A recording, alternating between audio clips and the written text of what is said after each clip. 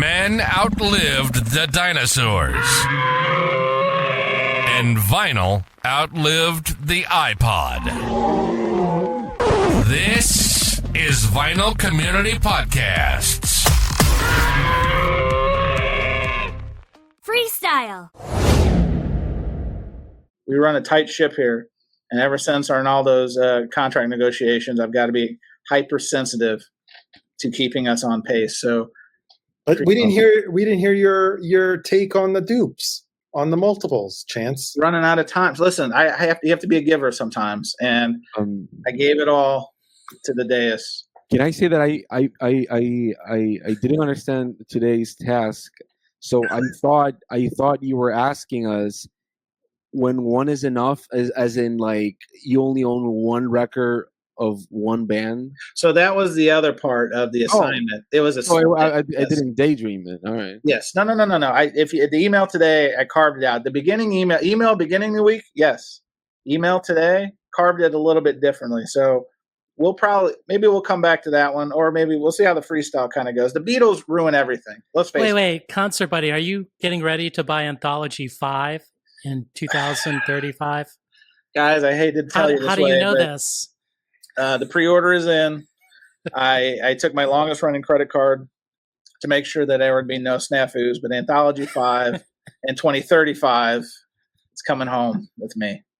You know, the chat is going crazy with this Chris nonsense with no. I mean, some heel turns are slow, and this is going to be a slow burn. I think this is going to be. The Bob Dylan one is. Well, you probably own one. I have one. You own. Even I have the Bob Dylan Christmas one. I have one you own at least one track. You do own Tom Waits. A Christmas card. What is it? Yeah. The hooker. Yeah. Understands. Yeah, there's Christmas songs probably mixed into my Christmas car from a hooker and I'm Steamroller. I mean, the soundtrack to Home Alone. I mean, what is a soundtrack? Do you have any? I mean, wow. No. Incredible. But you do own that Tom Waits, right? Yeah. But I mean, it's not a Christmas album. Well, you probably own like worth of because Johnny Mitchell's River, I think it's a Christmas album. The song was Christmas song. Yeah. It's not a song. The song. It was adopted to be a Christmas. Yeah, I know. Next thing you're gonna tell me that Green Sleeves is a Christmas song too, so I own that. The Grimace song. We're not. Oh no, I'm looking at the Westman chat. We've lost so many.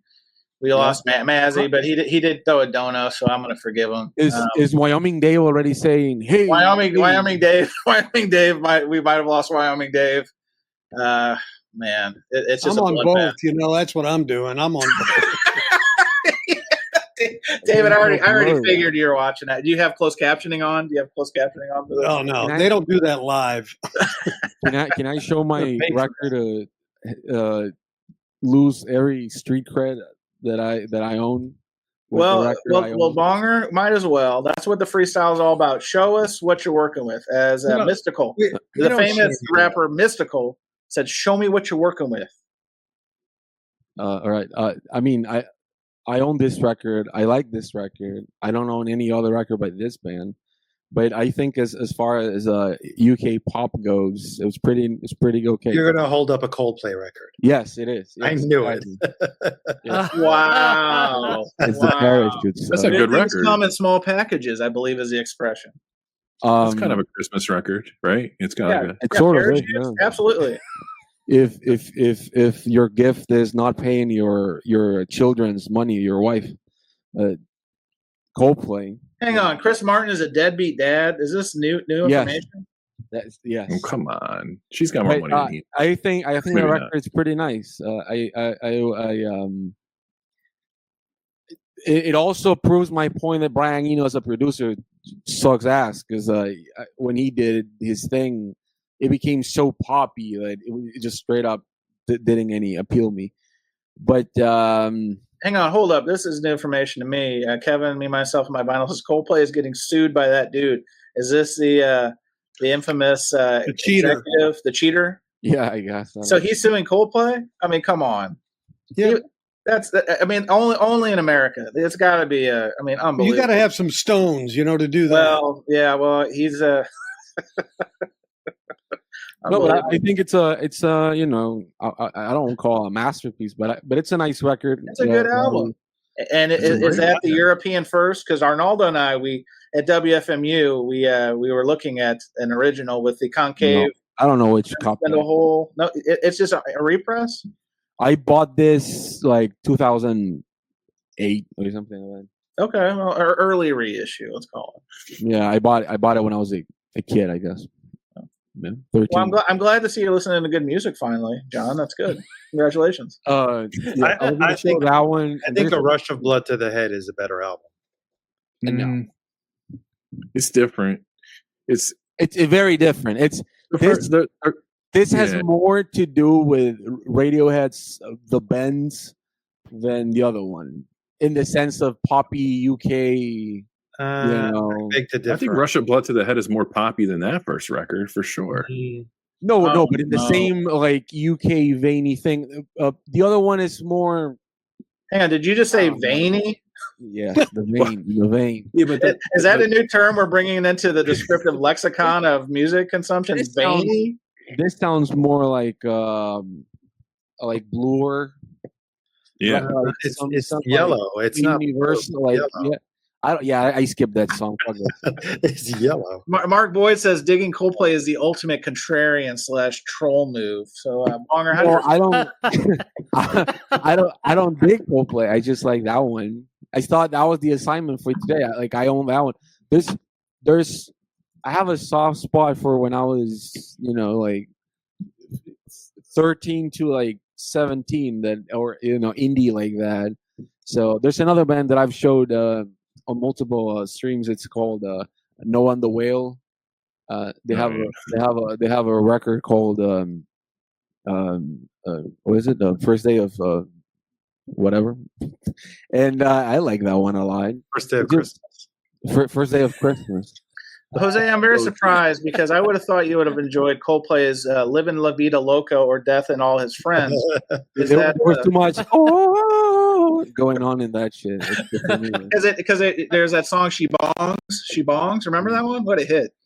No, you know what? I would say X and Y. That's the only the last. Yeah, I like that one. Yeah, Fix You. When I bought that, so that's. Coldplay fans are kids, basically. Hey, I just want to point out, Tom, High Rant District, this is what the freestyle is all about. I bet you didn't have Coldplay talk on your Surface Noise bingo card tonight. So, yeah. Boom. Mark it 8, dude. Timestamp that. Now, hang on. We've got this is a real tough one. Matthew all right, Petty that's says, just Coldplay stupid. is better than Oasis. That's a troll move. It could be. Get out of here. That's some trolling. You don't mean that. That's some trolling. You don't mean that. I sincerely my daughter would say. I sincerely only like four Oasis songs. In favor of Coldplay, you don't have to reunite to fill a stadium. Because money. Oh. Because what were the two brothers selling out? 2,000-seater places, theaters? Bingo halls. Hold on, Arnaldo. Bud Light sponsored events. If Chris where Martin made a solo album, you think he's selling out the Garden? Come on. Hey, speaking of the Garden, can I just read today that Coldplay on this tour have sold 12 million tickets. Yeah, I don't know. I have no Coldplay hate at all. I get it. But. Can I want to deviate real quickly. You brought up MSG real quick, Groove Seeker.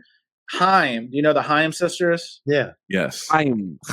They're performing Madison Square Garden. What am I missing? They're that big? I know they've got a following. Well, Chance, they have a little friend called Taylor Swift.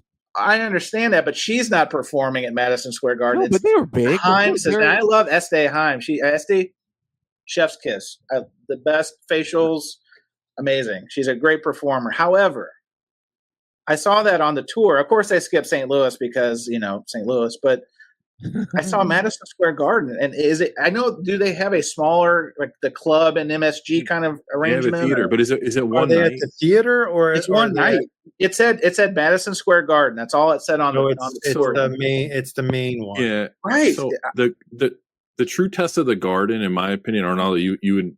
I'm curious to hear your take on this. It's only 20,000 people. Yeah. And the real Actually, test of it depends MSG, Depending I on saw- the stage, it could be like 18 or 18. I saw yeah. Modest Mouse at Madison 19. Square Garden. yeah, and the true test of MSG fame is if you do more than one night. Like anybody, I think anybody, HAIM is big enough to do one night at MSG. Well, are they selling behind the stage? That's another factor. So, it's not unreasonable. Yeah, guys here. I mean, sorry, I'm not trying to rip on the HAIM sisters here, but I'm just blown away by this. HAIM. Yeah, So I'm gonna make this bigger because like La Oh HAIM. my gosh, that's Literally, their same word. that's their poster. yeah, this is the I Quit tour. No. So I mean, they're what other playing venues are they playing? Make it a So- little bit. United Center. United Center's Center in probably bigger than- Chicago. that's probably bigger than the Garden. Yeah, Well, they're playing Moody Moody Center down by you, Jason, in Austin. The Kia Forum, in LA. So that's where the Lakers used to play. Well, they're playing at the O2 Arena, which is bigger. Yeah, the O2 in London. I mean, so like some venues are. Man. Yeah, they're. I always thought they were pretty big. I don't know. I didn't know. Okay. well- The other thing about MSG too, Chance, is that it's such a tourist magnet. It's such a That's tourist true. magnet. Not even like like international tourism. Like if you're in the city, you just go catch a show at MSG. So, I mean, I will say that I like them. They're very fucking cringy, like themselves, which is a nice touch. Cringy. Yeah, very cringy. You never seen their interviews and stuff like that. They're very cringy.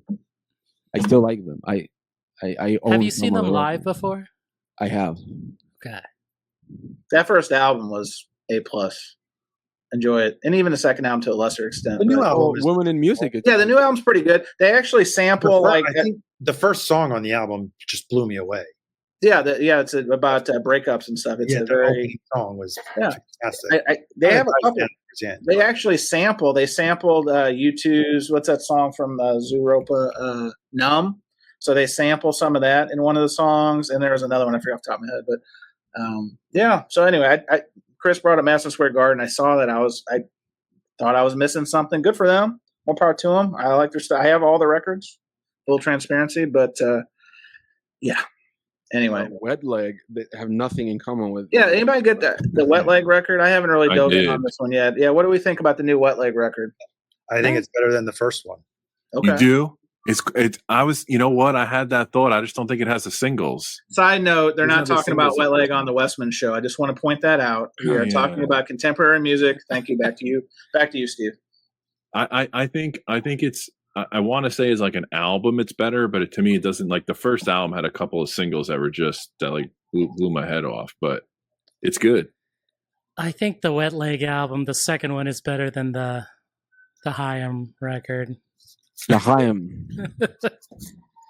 If you're gonna sample U2, Numb, don't do it. Just don't do it. So Arnaldo's showing the new Wet Leg. There's actually a cover variant. I did see that. Do you have both? Oh, look at that. Oh, you did get this. Oh, Is that no. Is that the one from the Is UK? that the pre-cum? Is that the pre-cum edition? That's something else. Damn. What the? Wow. How's it That's sound? Has anyone tried to open it oh up? my God, that is incredible. Look at that thing. That's hide That's the the play children. copy. Hide the children. Yeah, that's the play copy. Holy shit! Wow. I'm sorry for the folks at home I listening. wonder it's to called this. Wet Leg. Yeah, this is. I think this is an homage to their name. It looks like Elmer's Glue. It's an Well, album that's that not what it has. looks like to me. Well, I know. I'm So, trying to what clean it happens if you freeze it? up. Oh no. Do you have the hype sticker, Arnaldo? I'd be curious what the technical term for that execution. No, there's no hype sticker. They send it unsealed. Yeah, no, there's no hype sticker. There was a what do you call it? It's a liquid UHQR. Arnaldo, is that the UHQR? Tom wants to know. Oh, but I have to say, it sounds Unpure. phenomenal. It does. It sounds phenomenal. Wow. You would So you think think that it's- stuff moving in there would affect the sound. Sounds phenomenal. So you think it's better than their first? Yes. But doesn't it lack the singles to you? It's a better album. No. I don't know. I think it's better than their first. This is going to be the thumbnail for the show. Richard's comic here. Oh my gosh. Yeah. Are you guys mesmerized?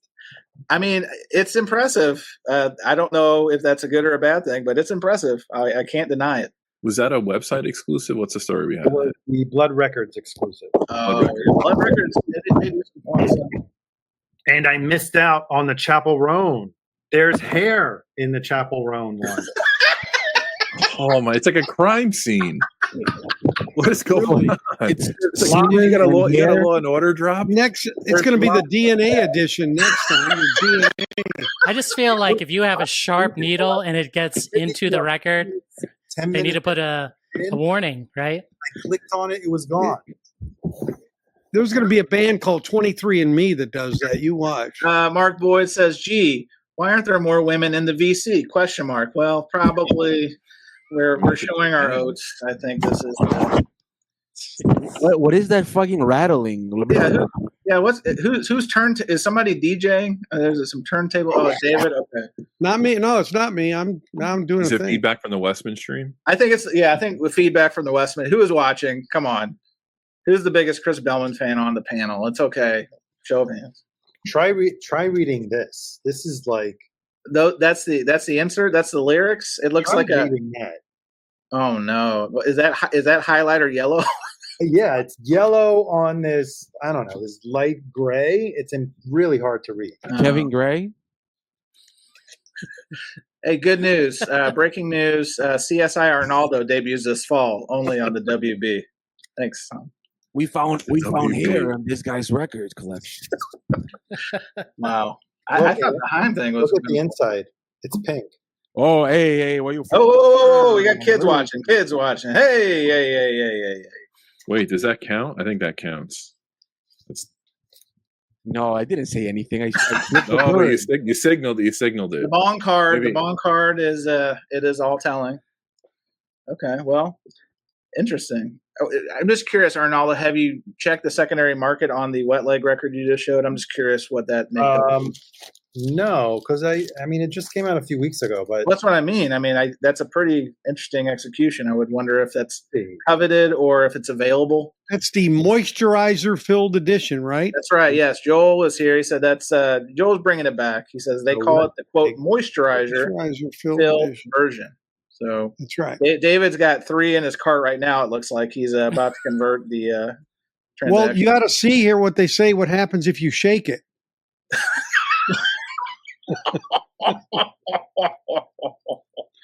Wow. so it's Wow. currently going for a little over $100. Okay, I mean, $120. that's not. Sell it. 130. Yeah. Sell it.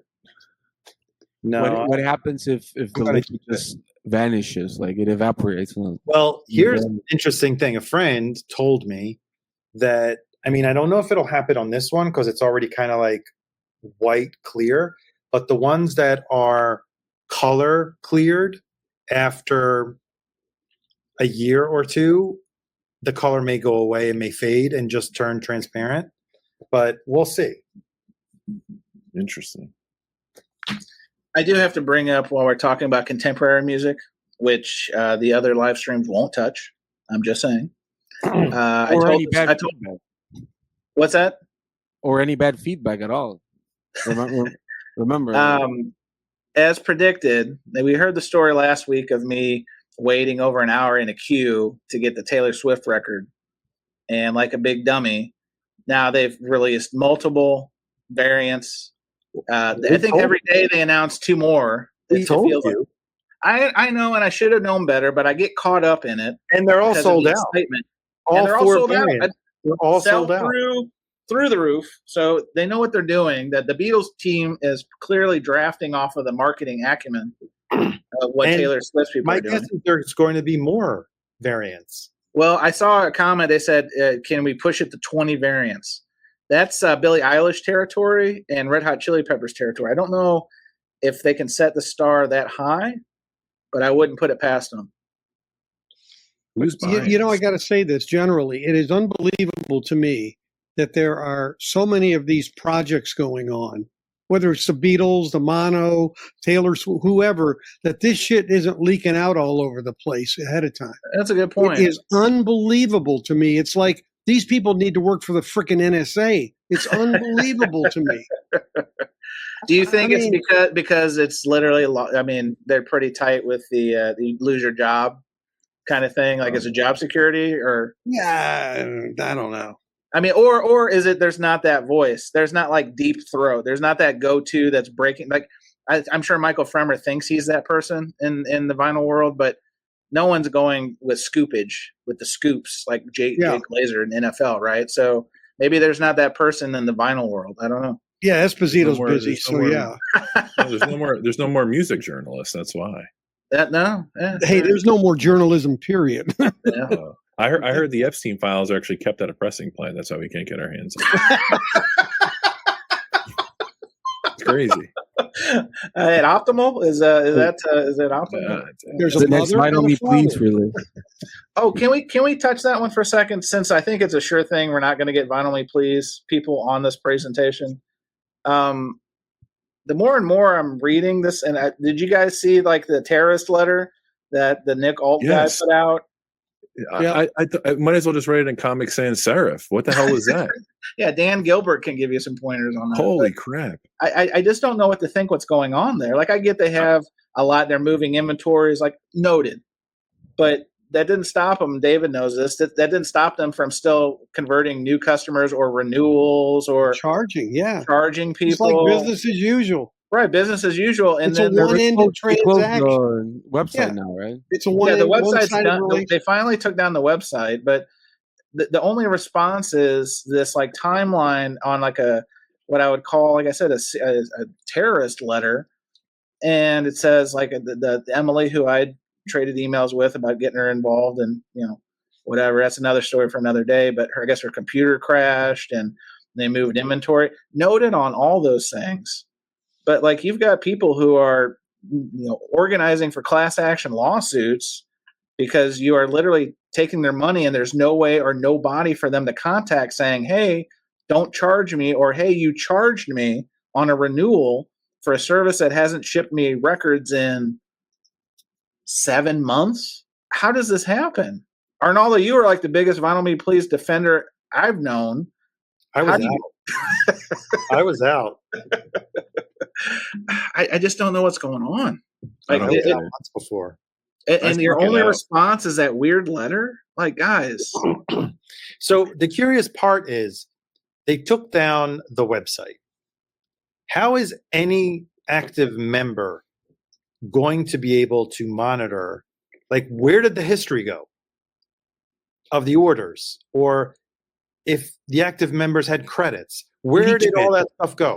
Great questions. Well, I can tell you where mine is. Mine's in the participation in the bankruptcy petition as an unsecured creditor that I filled out. So I have all that saved because I was like, it doesn't make sense to me. It doesn't make any sense to me at all. Yeah, and then I read, when you read that letter, like, oh, we shipped 10 metric tons of vinyl, we're going to catch up. I'm like, can you imagine the QC issues that are just going to be apparent? Oh, yeah. It's going to be like a potato chip bowl every time you get a record from them. I'm sure. Yeah, the next one's going to say, we're going to start our own pressing plant. Just that's coming. Yeah.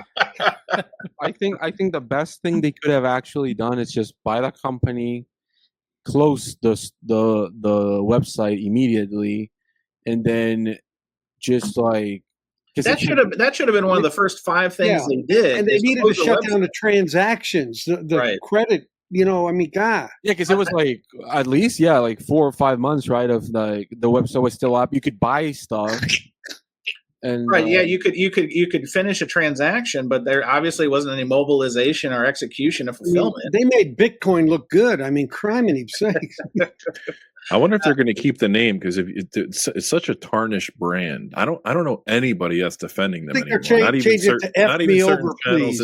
Not even certain channels in the VC that were like. Well, you know what do, Chris? You know what they're going to do? They're just going to shorten it to VMP. They'll no longer acknowledge Vinyl Me Please. They'll just say VMP 2.0 or something like that, and then that'll be their way of trying a rebrand. But to your point, the stigma, the negative stank on the brand as a whole I mean, what loyalty that they still had at the close of the first VMP 1.0, and then the taking over of this. I mean, good Lord. Like, they're if anyone is believing this is a successful enterprise, I got some land to sell you. What happened to that guy that used to like every single day announce the Vinyl Me Please get 10 records free? You remember that guy? The VC? The Vinyl Me Please VC guy? There was a guy that was like every single video was about how he got 10. His name was Arnaldo. Yes. No. Referring to Rocco. Oh yeah. Yeah. I used to work for Columbia House. I remember him. Rocco, pieces of vinyl. Decoy brings up a good point. It's like most times you can't close down a website with sales because you need customer service. Everybody was Decoy. Everybody was let go. Right. It was an AI bot responding to you for like even when people were employed there. So hang on, Richard's got a good idea. The new branding name is Vinyl Me Not. Probably it's yeah.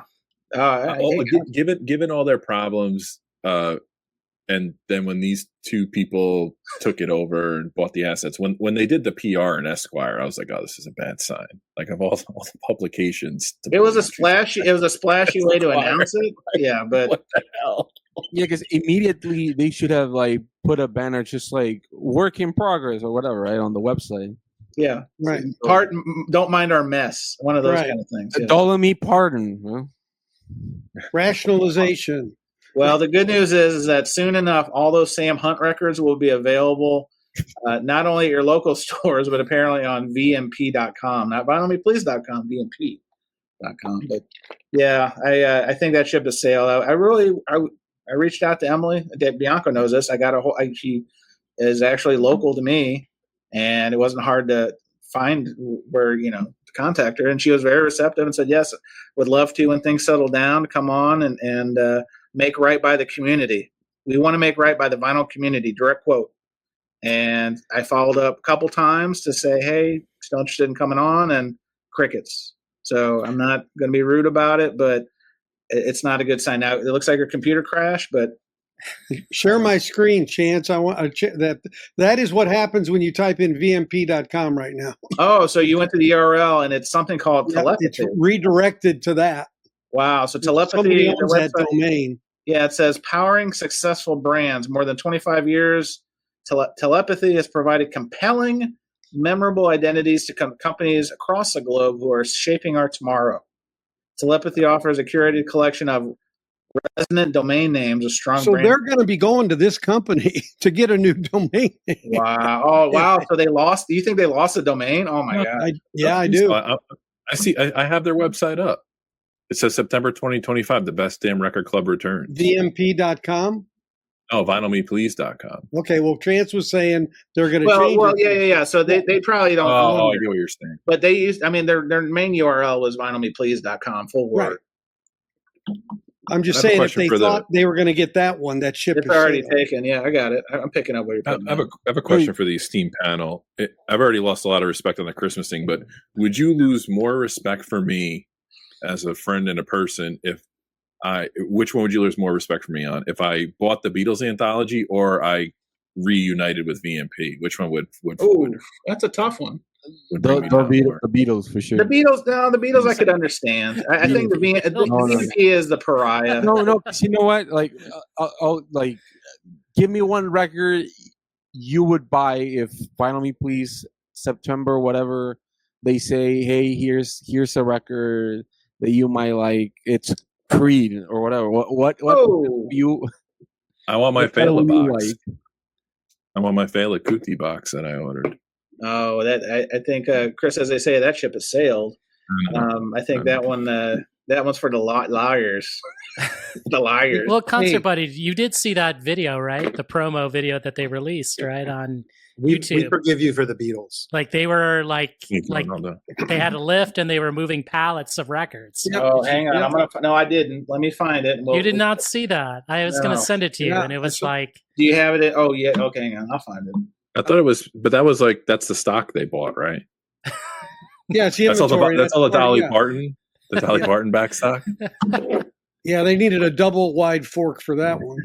But all the Barbie soundtrack. The super deluxe Barbie. Let me find this. Yeah, I'm assuming. You did not.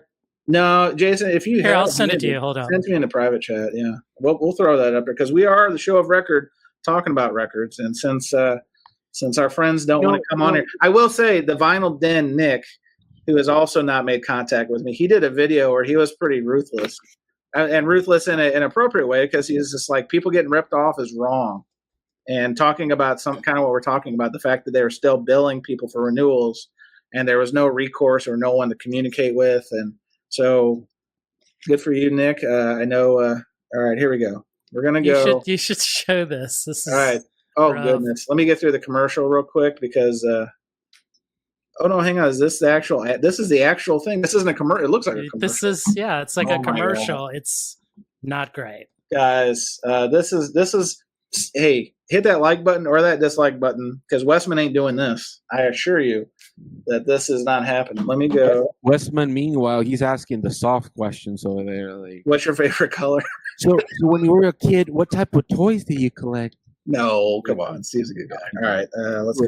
Present, share screen. Wow, this is impressive. Let me make this full screen real quick. All right, hold on to your butts, as they like to say. Let's make sure we got audio. All right, This is tough. in 3, 2, 1.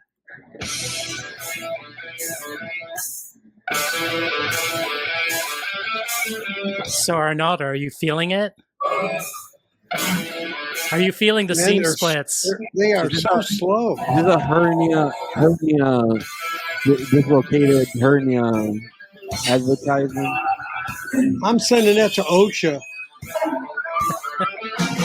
That's like as many records that I own Bullshit. in that pile. Man, that record's warped. I mean, I wait. Can we That's appreciate child how? labor right there. Can we appreciate it how what the suggested videos for a chance was just the Undertaker interview? Hey, put a comment on there that says, "Get the fork out of here." yeah. Hey, well, They should have just threw the box at each other, right? Like, hey, got it? Yeah. I think I caught a glimpse of one of the tags on the box. I think it's Fela. the one where she took the pallet jack and rammed it into another skid. Yeah, that was it. You're Arnaldo. Can you imagine if they did a Christmas box then? Since Oh, get your Fela Kuti box. I'm trying to. I know who they owe money to from a supply perspective, which I can't. I'm trying to find public information on that, but the bankruptcy petition doesn't have it, which is strange. So I'm not really sure. Because Tom asked a good question. With the history of not paying suppliers, what label would work with them?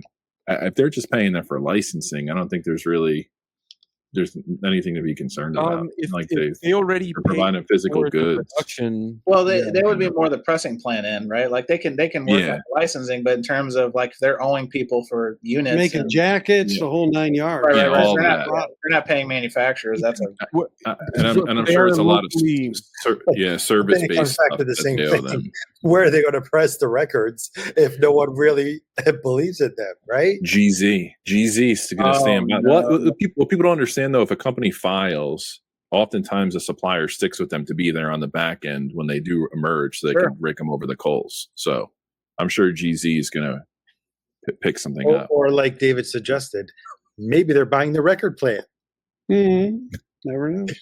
Maybe. stranger things have happened. United Pressing in Nashville, look out! Oh, BMP's coming for you. You know, Rainbow. VMP did the smartest thing on that video. No comments. Nothing. Oh, is it? Oh, no comment? really? Right. Oh, weak. That's so soft. You would have Groove Gee, I Seeker would wonder have why they did that. Groove Seeker's comment, hey, where's my fella box? Right. Come on. No, So- I don't even know. I don't follow them. I didn't even know the video was out. So yeah, this says the Best Damn Record Club returns in September. So is that September 1st? Is it September 21st? Is it 30th. 30th? Just under the cutoff. I will say that I think Name of the channel. The channel is literally VMP. They have 14.1 thousand subscribers. I would subscribe, but And they do nothing. well, here let's see what 2,000 else is on. subscribers, and they do nothing. Well, I no, got it all they wrong. apparently no. Actually, here, Arnaldo, I'm gonna put this up. It looks like they've assumed at least control of the channel because these look like all their preview videos from records of the month. Hang on, I'm gonna go back. We're going back. Come on me, please. Yeah, so all the content it looks like is all those like spinning on Crosley videos with I'm sorry, U-turn turntables, which are their step up. They are, but I mean it's all the promotional stuff that somebody did in a broom closet with a broken lamp. It's You know what's crazy? I subscribed to them. I've never knew they had a YouTube channel. They have one. They just never had a guy. Mazzy and I tried to apply for that job position. Oh, hang on. They have this video, a new chapter for Vinyl Me Please with a cassette. Should we play this one, guys? Is this worth? Yeah, let's do it. All right, hang on. Let me make sure this. Oh, it's small. No, it's 5 minutes. A new chapter for VMP, AMA summary. Nick Alt and Emily Mahebarak. So this is they did an AMA. So I'm going to set the table. This is why I instantly thought they did not ever get back to me, is because they did their own AMA. I don't know, was it through Discord? I forget the medium they did this through, but I think it was like private Discord. They were like, "Hey, what's your VMP? What's your favorite color?" So we'll play a little of this because I'm sure they would love to. Yes, before you hit play, did they take the comments and just use AI to like summarize the transcript? Is that what this is? This is a good question, Bruce Shaker. Let me see. Here it says in this, there's more wrestling for everyone looking. In this AMA recap, we break down exactly what happened with Vinyl Me Please, why orders stalled, what we inherited as the new owners, and how we've been working all summer to make things right. This straight shooting update covers, now keep in mind, this is June 26th, so the summer was relatively early in its stage. I'm not good at calendars. I go to other YouTube channels for calendars, but that's wild. So it was in June, but now they posted the summary a couple of days ago. Yeah. Look at good call, Rojas. August 18th. Look at that. Yeah, where's that? Where's that showed? Law and Order. I need that drop. I'm gonna make a note. Law and Order drop. Nice. This straight shooting update covers why Vinyl Me Please went into insolvency. The 120,000 unfulfilled orders we're tackling, 3 of which belong to the Gringe Seeker. How current subscribers won't be billed until record shipped. I don't know if that happened. And what to expect in the coming months. So again, keep in mind, this was from June.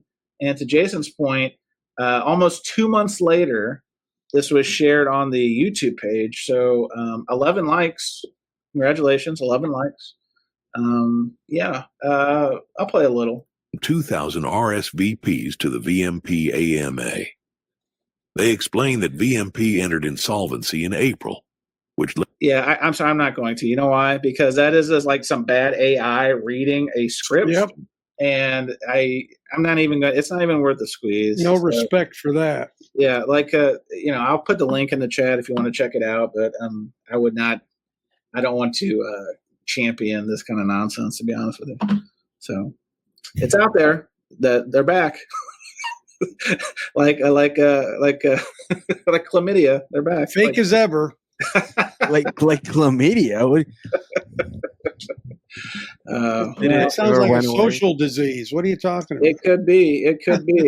Yeah. Well, yeah. Do you think Westman is right now saying chlamydia? There's no doubt. When I think of chlamydia, no, I'm just kidding. No, they're asking questions like, do the master tapes really lose sound quality with age? That's the latest question. I'm more pissed about VMP because there's 120,000 orders. They're just rubbing it in my face because those are all mine. Well, most of them. I mean, I will say that the only thing that could have saved Vinyl Me Please at one point was another Chalino record, but they didn't. So. No, you know what it would have saved them. Mazzy and I were like the new, figureheads of VMP. Yeah, AI cowboy. Yeah, I mean, like, can't you put your own voice to it? Like, I'm gonna be a little rough. There make it personable. Right. That's the whole idea. Is like a spokesperson, right, to read the script, or put a record instead of a cassette. VMP, if you're watching Surface Noise, just call. Yeah, what's up with the cassette? That was I know, Vital. Hey, they got MoFi's PR company at a discounted rate. That's right. Jim Davis on line 1 with a PR resolution. Here you go. Wow. I mean, did you guys see the video he did or the interview he did about a month ago? I did not. So Jim Davis actually had a microphone in front of him and spoke? Yeah. Hey. Yeah. 3 years later. I did a rant video on it and hadn't released it yet because I'm so mad about it. See, David, this is Surface Noise. We have the takes, and some never see the live. I'm gonna do a live stream in this spot next week, and I'll do that. I'll put yes. Again, no show next week. Bianco's going to release the unaired tapes, the Jim Davis Too Hot for Jim TV. Davis Chronicles. They could become big like Seinfeld. You never know. Oh, that's incredible. Well, let's close the stream with, it was a topic we had. I thought this was an interesting one. I was inspired by that Billy Joel documentary. Who's seen the Billy Joel documentary? Can we? I was tortured for 3.5 hours. Tortured. Oh, I only seen part 1. So, all right. Well, I thought about this, and it's not just Billy Joel, but the songwriter, the actual songwriter who performs their own songs. Are they becoming an endangered species? We just heard from the AI cowboy that it was on the Vinyl Me Please YouTube video. But honestly, like there's that one, I don't have it, but there was that one still of Queen wrote like their biggest song, and it was like 4 guys wrote it. Then Beyonce, like Single Ladies, it was like a whole team. They wrote out everyone's names. It was like 40 people that wrote Single Ladies. So I'm curious if that's the new. That there's, I mean, I know Chappell Roan, Lady Gaga, I'm sure they write their own music, but they have collaborators. They have some of these big. They don't do shit anymore, man. Okay, so I'm gonna start with you, Bonger. Is the singer songwriter or the songwriter in particular going the way of the pterodactyl and going extinct? I don't necessarily think so. I think, if you think about pop music in the 1950s. Like Frank Sinatra didn't wrote shit. Elvis didn't wrote shit. So I don't think it's such a. That's why Dylan was Dylan, because he was like a single person doing lyrics and stuff, and even people thought it was dumb at the beginning, because why wasn't he doing the covers and traditional folk music only, and so I don't think it's that. I just think that people's music habits have changed, and they become more popular because most bands in general write their music. So I think it's like mostly like solo projects or artists and stuff like that they don't do it anymore. I mean, of course, there must be bands that other people write songs for them. Sure, of course. But again, the Monkees, I don't think they ever really wrote much. So stuff like that. Nesmith did. No. I know they did some, but it's not like the last Monkees record. One of the songs was written by Tommy Boyce and Bobby Hart, and the last. But what I mean, it's just it was a standard practice to have someone write songs for you. Sure. Well, I don't want to give away the store, but Jason Roxas, the new Psychedelic Horseshit record, how much was AI and how much was the band in an old gas station on peyote? More of the latter. But it's just I don't know. I think again, it's just the perspective of people. The popular music they listen to is overflowed by that, but I don't think that's anything new. So I don't really judge it as much because they're not making a pizza; they're making like art as what I wouldn't call art, but but you know what I mean. It's just like they're doing a photograph, and just so happens that in the photograph there's a pizza, and there are multiple people putting the toppings on top of it. I told you we'd get to Ringo, and Bonger brings it back to pizza and Ringo. Jason, you gonna say? But no, it just it just so happens that there are multiple people doing the one thing that maybe somebody else could do. But again, I don't think it's that uncommon. It also I don't think it has anything to do, because if there's like Dua Lipa, I think that if people like her because how she sings and how she dances. It's not like, oh, she's a singer songwriter. I don't think that's where people go to get that stuff. Sure, Jason, you were gonna say? I'm just saying, songwriting is not dead. I mean, The Life of a Showgirl coming in October. Yep. Taylor Swift. This is the alternate covers that'll be released. Coming soon. So the CDs are not sold out. Just wait for these good versions. to hear. Breaking news. Good. Hey, Art, how are you? They all look the most tacky shit I've ever seen. Of course, I made them better. Well, hire me. David, what's your take on this? Do you think that the singer-songwriter, I mean, obviously still exists. I mean, I don't think it'll ever go away because, I mean, we're not. No, but I wouldn't doubt there's singer-songwriters of even decent ilk that are using AI to get ideas from, or to complete lyrics, or to the artwork, just the artwork in general. Well, yeah, for sure. I'm talking about the songwriting content and the, but even AI generation of music. It starts there because you can, like, there's a guy I know. I'm not gonna name his name. Is his name Gyote?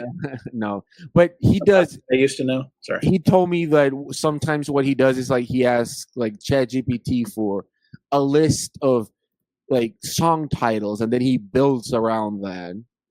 Yeah. And I told him that's still lazy fuck. So like I don't, So, but the artwork thing, Butthole Surfers released a new live record, and the artwork is AI. People that you wouldn't even think. I know you David championed the Tears for Fears. That's a AI cover. Mm-hmm. So stuff like that. I think it's. I was thinking about that the other day. I don't even think that translators and stuff like that. I hope that doesn't stop existing in 20 years. Translators and because can you imagine just like people like cheaply doing something? And just AI probably in 5 years is going to be so human-like in language, at least, that I think. If somebody needs like translation of a book, they might just do that. And I think that's dangerous because, again, even, in this day and age, there are like controversies in how to translate a single word, right? You see stuff like, I don't know, Camus, The Stranger, right? When I was a teenager and I read that book, the translation from Matthew Ward that did it, it said Mammon died today, and they put Mammon as the word itself, which in French can be translated as mommy. So why is this nihilistic son of a whore saying mommy instead of just saying mom? So he wrote it, and he's that word stay like that because he didn't want to imply that there was some type of feeling in it besides just saying my mom died in the beginning of the book.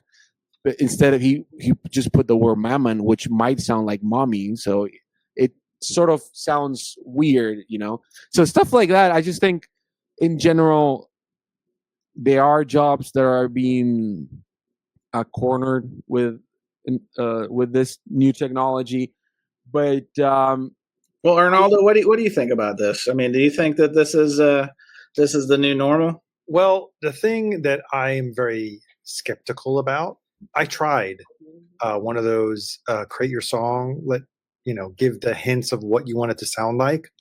The results were horrible, of course. They weren't to my taste. But more importantly, how are you going to trust?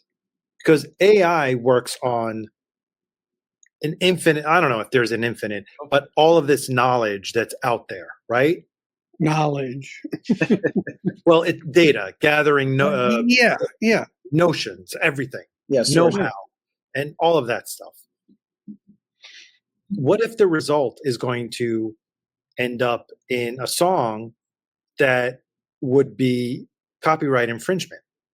Only that whoever queried it and wants to put it out or use it may not even know that song, and then they'll get in trouble. I wouldn't even trust it. Yeah. Well, that's why they're doing these steps for, when you do like AI stuff on Instagram, you have to put that you used AI to do it. Right. But you're looking at, if you're talking about an artist that is quote unquote cheating or getting inspired by AI to write something, whether a melody or a lyric or something, that AI may be pulling something that is already existing somewhere else. And how would an artist want to, trust that? Yeah. Well, people already stole like songs, Right. Yeah. We don't need AI for that. Money. John Boom says before AI, people used to just steal music and art from older and obscure artists. Nothing will change. Fair point. I mean, the everlasting Radiohead creep is just what is it? The Hollies. What is it? What's the name of the song? Anybody here? The Air That I Breathe. Hollies. The Air That I Breathe. Yeah, it's same line. It's just the chorus. I guess it's what's different. But so stuff like that already happened. But I just think it's going to be more out of control. It just,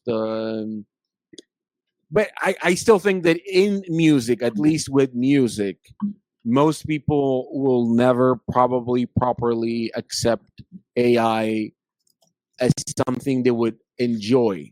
I think the boundaries might be at like commercial music, or like a Coca-Cola ad or something like that.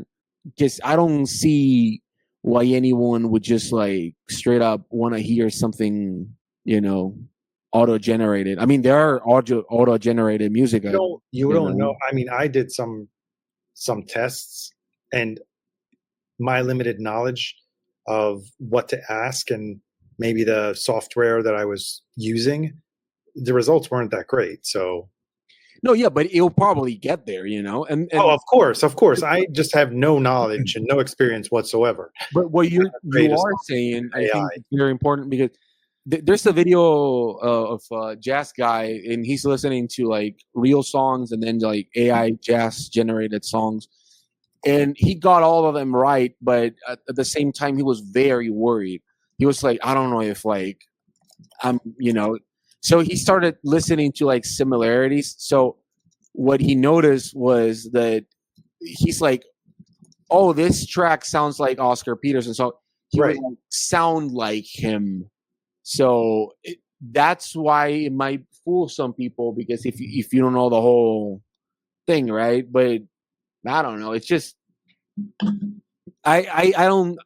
That would imply people stop learning instruments, which I don't think. Right. Jose, this generation doesn't want to tie their shoes.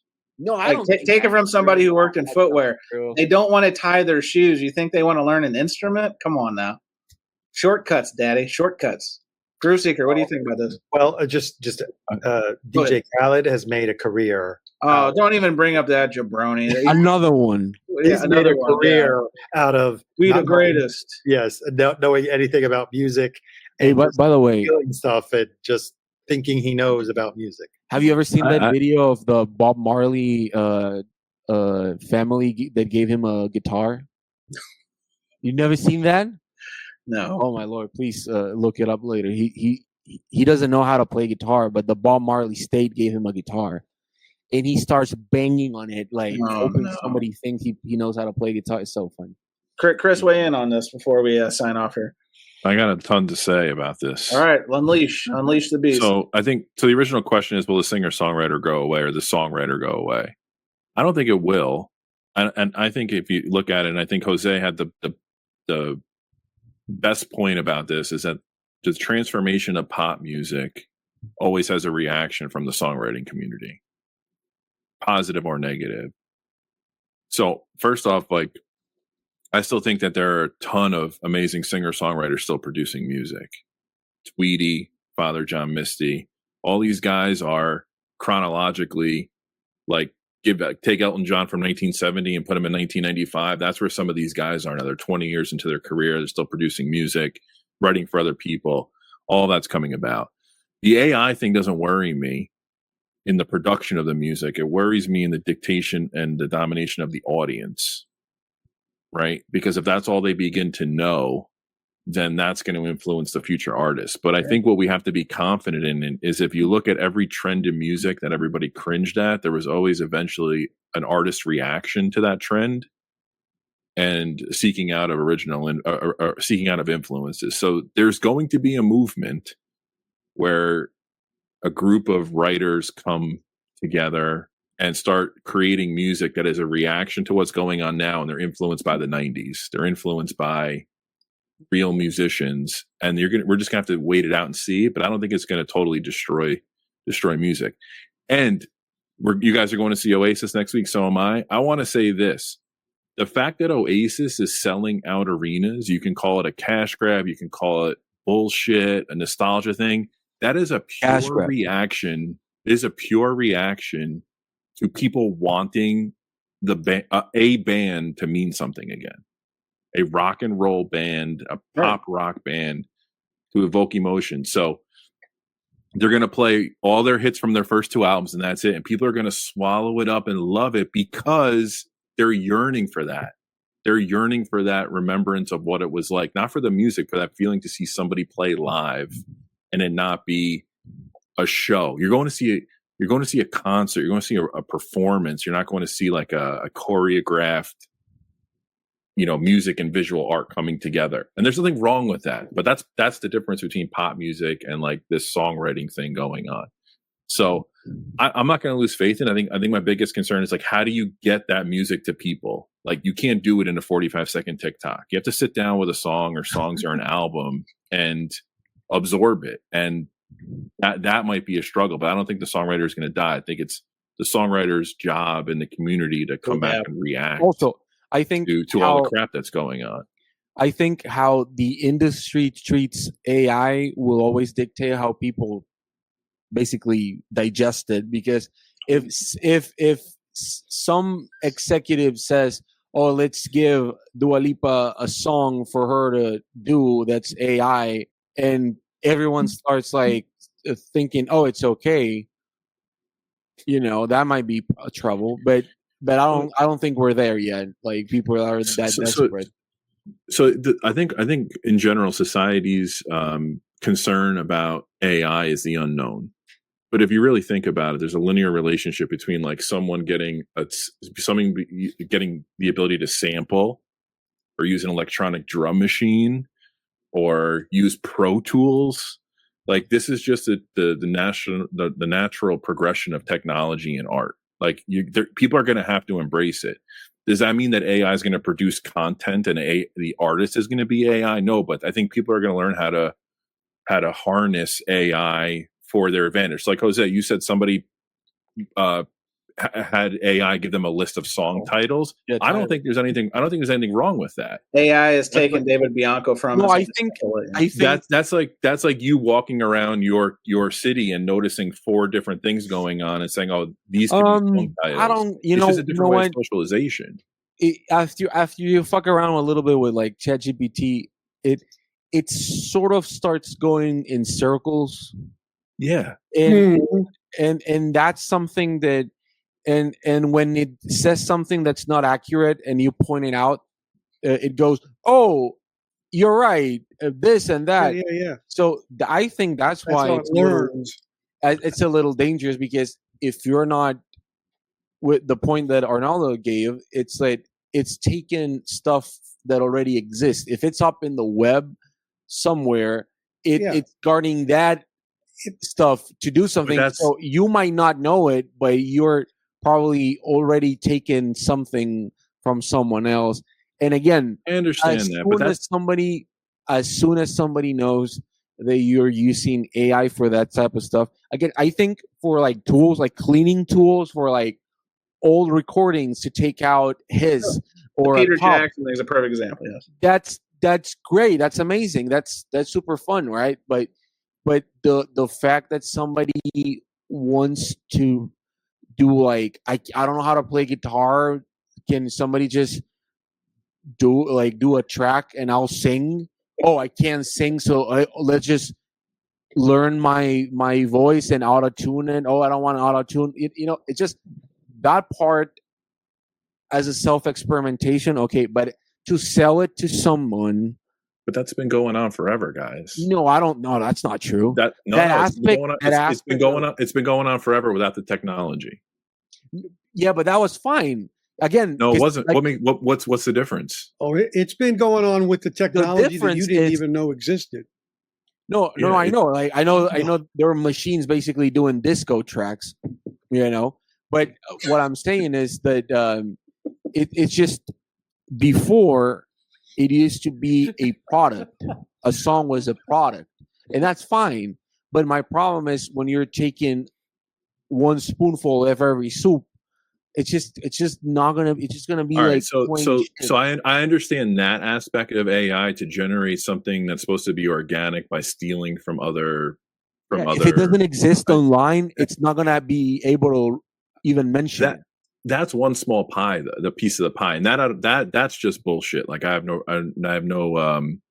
patience for that, and I can see the negative side of that. But like, do you not watch a film because they use like CGI and AI to create imagery? No, but that's different because most of the times on, like, for example, I'll give you The Brutalist, Oscar-nominated movie. Yeah. They used AI to do like the accents. I love that. I mean, I don't think anybody actually cares about that much. They should have used that on fucking Emilia Perez piece of shit movie. They should have used that because Selena Gomez sounded like ass. Hang on a second. Jose, I hate to say this, but BK says, I asked ChatGPT to write a song in the style of Jose Moreno Rahn, but with Peter Cetera on vocals, amazeballs. Amazeballs. Only with AI. So what's gonna happen here is the use of AI to create a song based upon whatever it was trained upon. If that training is Google, the Google search universe, which is bullshit, then that's going to be an issue. But if that happens, there is going to be a reaction from artists. Yeah, but it's going to produce. It's going to put them out of work. A reciprocal production of art in response to that. This is every trend, every genre, and any movement in art or music has always been a result of response to something. No, and that's great. Yeah, because all art is a response to something, and I get that. But again, at the same time, I think that people that champion it, I think it should exist, right, as a tool. But there are people that are actually after that Beatles video of the band. You can read comments. They're like, "Oh, I've been listening to the band because the songs are actually good." So that to me is wild in the sense that. So the problem isn't AI. The problem is the consumer. Exactly. But that's what I said earlier. It's how people give. So if somebody higher up, right, on a panel somewhere tells them, "Oh, you know what? It's the record is actually pretty good. You should go listen to it." Because since it's AI, like, what's the copyright limit on it? Can you copyright that? Can somebody just bootleg that record and put it out on vinyl and, like, you know what I mean? Like, we're in uncharted territory. That's the thing. But guys, fundamentally, this has been going on. It's just there hasn't been technology to support it. Like, go back to the late '90s of the boy band era, right? One boy band gets popular. What does the manager do? He clones a second boy band. Shout out to Lou Pearlman. Sweet Lou. Lou Pearlman, right? So it's like, this has been happening just without. This is how music and art gets ruined. It becomes a commodity. In fairness, it was Maurice Starr that created the formula in the early '80s with New Edition. Then we did New Kids on the Block, and then Lou Pearlman took the formula and did it multiple times. Sorry, you know that story about New Edition is crazy. I never knew anything about that. Never knew. But like, my whole point on this is like I don't disagree with what any of us are saying. It's just that this is just technology hitting the fast forward button on a trend that's always been happening. That's the scary part. Well, yes, but again, like I said before, there were machines doing disco songs. You know, they were like backtrack type shit, but people still hated that. Uh-oh. Well, it's like Wow. do people do you discredit an artist because they use loops on their album? Well, now I forgot I was going to mention that. Now, what's bizarre to me, it's the approach that you can rip off a song, and then once you're caught, you can put the original artist as credited as co-writers. Right. Like the Olivia Rodrigo track. I don't know any of the titles, but so whoever wrote that shit stole a song from what is it? A Paramore. And immediately when they get caught, they were like, "Oh," and they credited as co-writers. That to me is even worse than AI. They probably came to an agreement, Jose.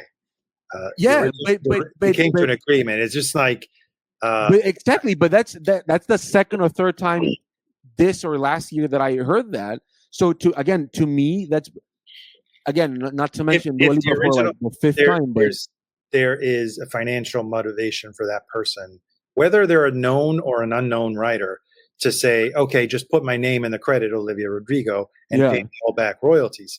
Because wow, right, there's too much money at stake to argue it and bring it to the court and say you need to take it down. They won't do that because they have everything to lose. No, but the fact that no one at any point said, "Oh, this sounds like this," because again, it's different when it's a band or somebody that writes the music, but when it's like 15 people doing one song, you know, that's because so many samples are used in making that Beyonce song that but I'm not talking in about order Beyonce. to clear it, every publisher, every artist that she used a sample from, even if it's just a triangle hit, but no, I know that one of them comes or to a hi-hat or but that's sampling. That's like that. I agree with that. It's like it should be credited. It should be, but I'm saying bands that release stuff knowing that they already sound like something else. They sell it as their own. I think that's worse than AI. Yeah. Well, some people will say that Led Zeppelin made a career out of that. Yeah. But I totally still hate that. I disagree on that. I mean, yes, they were inspired by a lot. What do you like, Arnaldo? What do you think of like you know? To be honest, I had never heard till I was somewhere at a mall or something, and somebody said, "Oh, that's a Dua Lipa song." And then I heard the whole record, and it's basically because I don't remember the title of the album, but that's why it's titled like that. It's just literally like beats, pieces of songs that were popular at 80s and 90s, 2000s, and they put new lyrics on them. Arnaldo, friend of the show, Jefferson does want to point out he agrees with your point, but Led Zeppelin at least paid the blues artists eventually. Yeah, maybe they never. Jimmy Page paid told the Jake girl Holmes. in the basement. Eventually. All right, well, guys, we're running up on time. Good conversation. I think we should run this one back maybe at some other point. Maybe when AI takes over surface noise and can recreate or bad jokes or the John Bond F-bombs or how many can we show the score for tonight, please? Yeah, it was team tonight. Yeah, so what's the final tally? We've got the home office. This is up for audit on the podcast edit, but this is a wonderful. The bong card tonight. I'm not sure. 14 F-bombs. Bonger. No, that's 9. That's 9. Oh, I'm sorry. I'm terrible at 5 and 4. 5 and 4, Chance. Sorry. Listen, it's been a long night, and I don't know. You need to feed those numbers in an Excel. By the way, I love the fact that instead of going to your immediate right, you started doing it below. Well, you had faith in me that I was not going to use the whole sheet. I don't know. Hey, just remember the kids are watching. We want to be clear. Some people like some things and other people like other things. And we're still streaming, and I believe the other show ran out of juice, and it sounds like they may have run out of questions. So good questions. Good questions. Did Bellman put Kevin in a sleeper hold, and that was the end of it? He's just like, I'm the man. I am the man. Tap. I do the work. I do the work, Kevin. Oh, well, hey, all I know is if there's wrestling involved, I will definitely rewatch that. So, Steve, you have my my eyeballs for a few bits. Mazzy was dropping F-bombs over there too. Listen, whoa, he got warmed up over here, and then he went at full lather over at the West. So Steve, I'm sorry. In that case, I apologize. We sent. Well, if that's so, what a fucking hypocrite. Remember when he was like, "Oh, everybody's so calm except that brown guy." You remember that? And now he's saying fuck bombs in Westman. Yeah, so if you go to surfacenoise.com, you can bid on the official bong card, which we've now added Mazzy with 2 F-bombs. That's why it was blank, because he was missing something. Fair enough. Yeah, okay. Steve, he was more refined for the Westman show. He got him out of his system over here, so that's fine. That's fine. We're the playpen of the vinyl community. It's okay. This is for decoy cards. If we get Bong and Mazzy to sign this could be like a 1-of-1 collector's item. And we can put it on the we'll get it slabbed. We'll get it slabbed. And if I go to when I go to New York next year, I can sign that for you. And okay. Oh, you're coming to New York, Jose. Oh, my cousin is getting married, but I don't have a ticket or anything yet, but I have to. In pure bong mode, that is a last minute McGillicuddy. I like it. Well, thank you. There will be footage of Bong and I out there in New York hanging. I can't wait with John Bong with his little doctor's case of records. He's trying to get placement with. No. And, trade up. I want to trade up. I will carry that suitcase, and I will not be going to any tourist locations. So I do want to say this is a great way to close. I want to thank everyone for watching. The last word belongs to Kieran Kelly, who says, if Mike Esposito can get his initials in the dead wax, surely John Bong can as well. I can't, because I press records, so I can put my name on one. And yes, All right. Well, thanks for watching. Again, no show next week. Was it? I guess the math is 30%. How much of the panel? I guess. Well, Groove Seeker, you're going to be catching Oasis on the weekend tip, but Mr. Rojas and I will be in Chicagoland proper. So go to David's channel. He's going to have alternative programming. Sounds like he's going to be oven mitted up as he unleashes it's half the panel channel. Verbal jihad on Jim Davis, only on the David Bianco channel. Appreciate y'all, and we'll be back in 2 and 2. See you next time on the Vinyl Community Podcasts.